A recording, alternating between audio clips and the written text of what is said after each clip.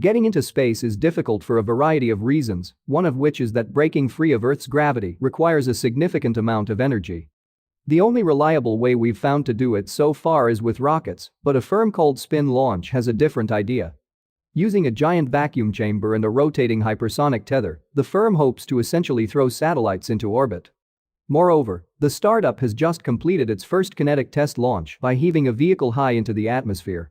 Let's take a closer look at this insane concept.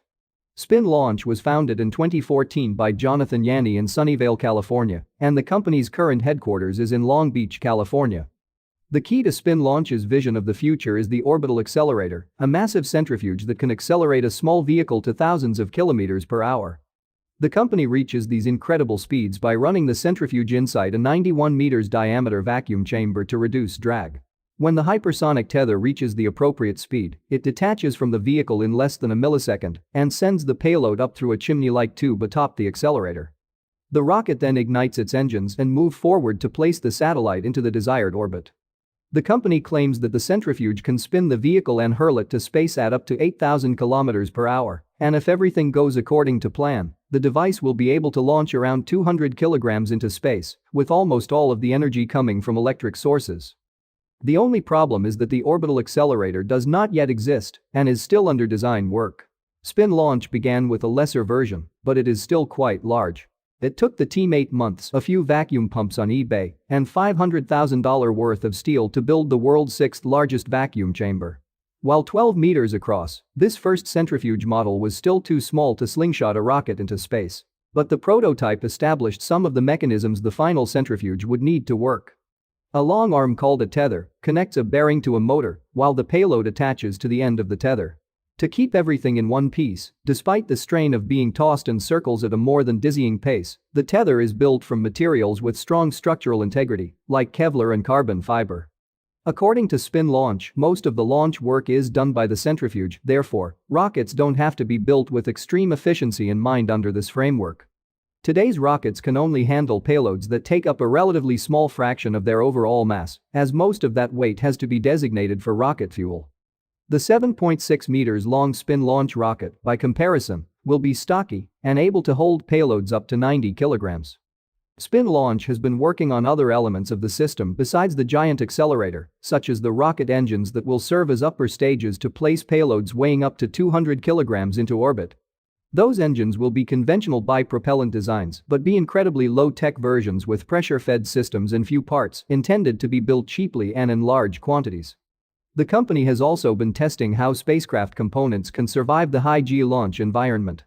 One potential issue is that to throw a few hundred kilograms into space, the hypersonic tether needs to move extremely fast.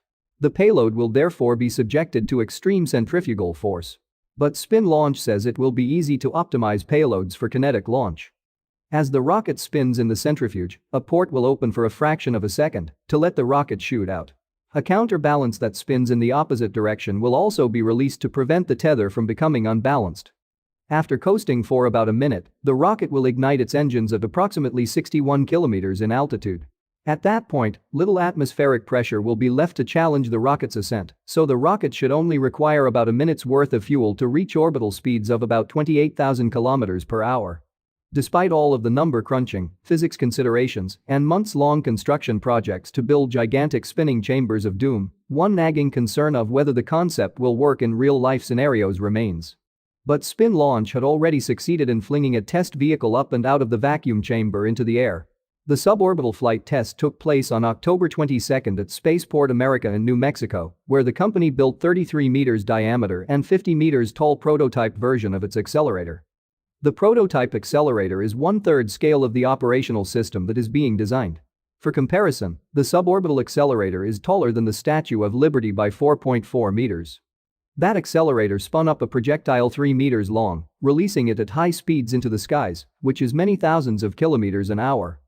According to SpinLaunch, by starting small, they will be able to validate aerodynamic models and then scale up. The first kinetic launch only used about 20% of the system's total power, and the company is planning a series of 30 suborbital tests over the next 6 months. While the first test flight vehicle did not have a rocket engine on board, SpinLaunch plans to add that and other internal systems in later suborbital test flights. The company also plans to recover and reuse its vehicles, and the first test rocket proved absolutely flyable after engineers retrieved it. Moreover, the first customer launches are planned for late 2024. Even though the concept sounds ludicrous, the stakeholders like the US government have taken a liking to it. In June 2019, SpinLaunch signed a responsive launch prototype contract with the Department of Defense to build out its kinetic energy-based launch system to provide a lower-cost option for the ever-growing satellite industry. The company has also received more than $110 million in venture capital for its system from companies like Airbus Ventures, Kleiner Perkins, and GV. If all goes to plan, SpinLaunch says it can reduce the cost of sending satellites into orbit by a factor of nearly 20. And to boot, the company believes it will eventually be able to launch up to 5 rockets per day, which companies like SpaceX can't even do in a month yet. So, what do you think about this impressive space launch technology? Let us know in the comments below. Also, do not forget to subscribe to the channel to receive more space tech related content. And as always, thanks for watching.